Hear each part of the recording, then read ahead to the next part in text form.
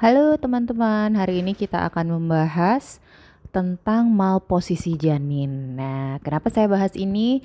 Karena kalau saya lihat dari teman-teman yang di UKOM ataupun yang di SKB sepertinya belum begitu memahami ya tentang malposisi ini. Jadi biar gampang, biar lebih mudah, kita coba bahas di video ini.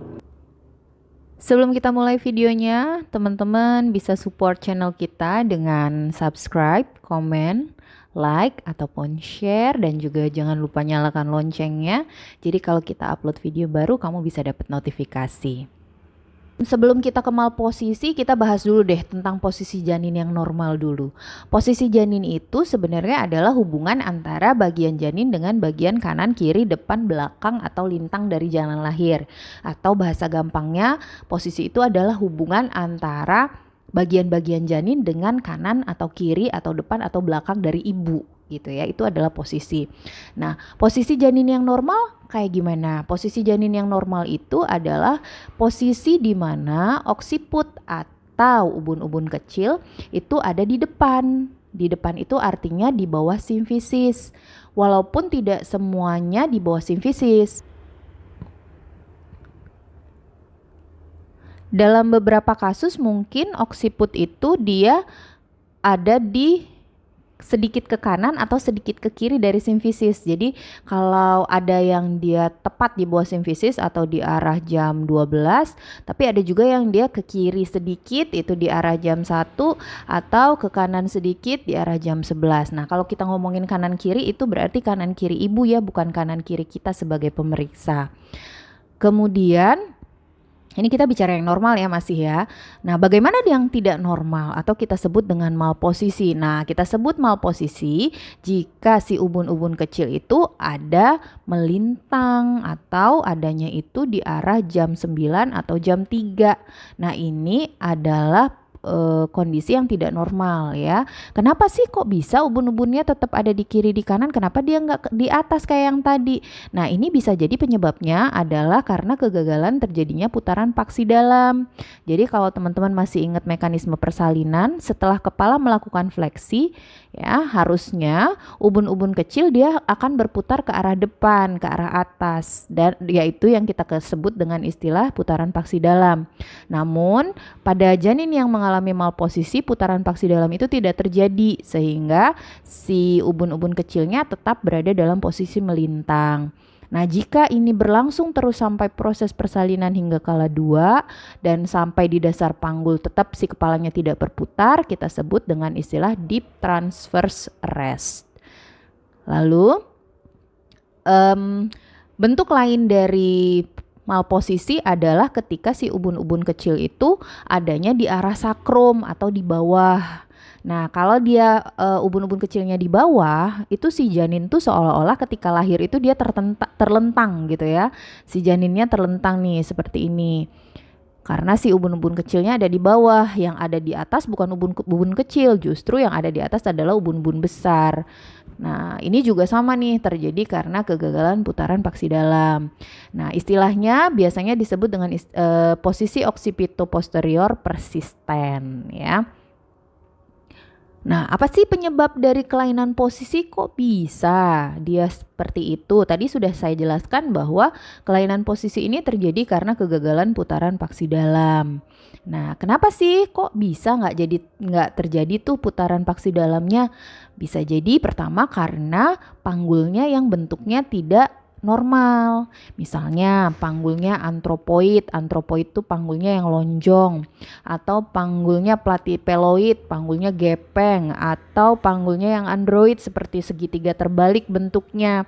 Nah, ini dapat menyebabkan si ubun-ubun kecilnya dia akan melintang atau di belakang karena terjadinya kegagalan putaran paksi dalam. Kemudian penyebab lainnya adalah polihidramnion. Nah, polihidramnion ini kan ketika ketuban itu terlalu banyak ya. Nah, ketika ketuban itu terlalu banyak, maka si janin itu lebih mudah bergerak atau lebih mudah bermobilisasi. Nah, pada kasus-kasus polihidramnion biasanya juga diikuti dengan adanya kelainan posisi, kelainan presentasi, atau kelainan letak. Yang terakhir adalah kegagalan rotasi ini juga bisa terjadi pada ibu dengan diabetes mellitus. Kemudian apa sih masalahnya atau apa sih risiko yang akan muncul kalau si janin itu mengalami malposisi? Nah, jika janin itu mengalami malposisi, maka dilaporkan oleh berbagai penelitian bahwa ternyata tingkat persalinan seksio-sesaria dan persalinan dengan tindakan itu jauh lebih tinggi pada janin yang mengalami malposisi. Biasanya karena dari awal masalahnya misalnya karena panggul, ya berarti kalau udah panggulnya bentuknya tidak normal, maka biasanya juga akan diikuti dengan kesempitan panggul selain malposisi. Maka persalinannya harus diakhiri dengan seksio sesaria. Meskipun dalam sebagian besar kasus itu masih bisa dilahirkan secara pervaginam. Pervaginam pun biasanya karena kala duanya lama dan memanjang, maka biasanya juga dibantu dengan tindakan, misalnya dilakukan vakum atau forceps. Nah, karena tadi persalinannya diikuti dengan tindakan vakum, forceps, dan kala duanya lebih panjang, maka otomatis janinnya juga terpengaruh ya. Dia bisa mengalami asfiksia, trauma janin, dan ibu pun mungkin mengalami trauma jalan lahir karena episiotomi, karena penggunaan forceps, dan sebagainya. Lalu, apa yang bisa kita lakukan kalau kita ketemu kasus malposisi?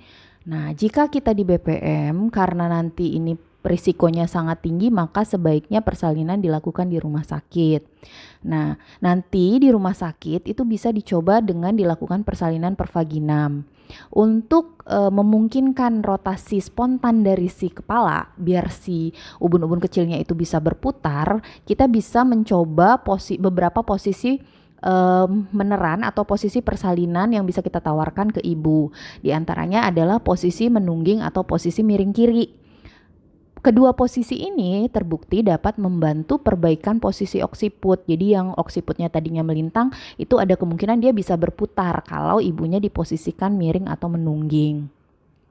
Nah, jika ternyata terjadi gawat janin atau jika ternyata persalinan tidak dapat diteruskan secara pervaginam, maka perlu dilakukan seksio sesaria. Oke, sekarang kita coba ke contoh soalnya. Seorang perempuan berusia 30 tahun, G3P2A0, hamil aterm infartu kala 2 di rumah sakit. Pembukaan lengkap, kepala berada di Hodge 3, teraba oksiput searah sakrum ibu, dan ketuban negatif. Apakah tindakan yang dapat bidan lakukan agar bayi dapat lahir spontan pervaginam? Pilihan A, anjurkan ibu untuk meneran seefektif mungkin. Pilihan B, anjurkan ibu untuk meneran posisi miring. Pilihan C, lakukan episiotomi selebar mungkin. Pilihan D, lakukan reposisi kepala janin. Dan pilihan E, lahirkan kepala dengan vakum ekstraksi. Nah, manakah jawaban yang benar? Kata kunci dalam soal ini adalah teraba oksiput searah sakrum ibu.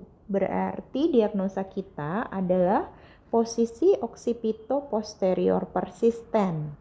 Nah, tadi sudah kita bahas nih, pada kasus di mana ubun-ubun kecil ada di belakang atau ubun-ubun kecil melintang, maka persalinan dapat diupayakan pervaginam dengan menawarkan posisi miring kiri atau posisi merangkak pada ibu atau menungging ya.